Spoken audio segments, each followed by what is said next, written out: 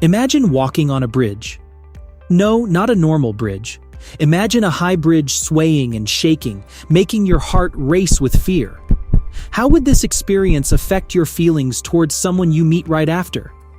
Dutton and Aaron did an experiment like this, and they revealed surprising truths about human emotions and attraction. So what was their bridge experiment exactly about? In the bridge experiment, researchers created two types of bridges: a stable low bridge and a much higher shaky suspension bridge. Participants crossed one of the two bridges. After crossing, they encountered an attractive female interviewer.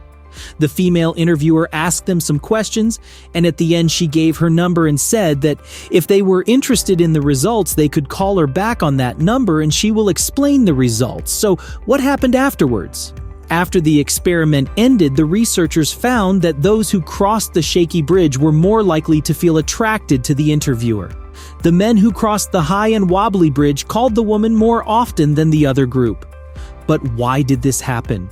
The psychology behind it is the following. The high, shaky bridge induced more fear and arousal to the participants who crossed this bridge. The fear from the shaky bridge made their hearts race and palms sweaty. So the participants' physiological responses to the shaky bridge influenced their feelings toward the interviewer. External situations like fear can affect emotions and attraction. This is called the misattribution of arousal. In simple words, misattribution of arousal is where strong feelings are mistakenly linked to unrelated experiences or people due to the body's physiological responses. The fear made their heart race and not the woman. Their brains fooled them. What can this experiment teach us?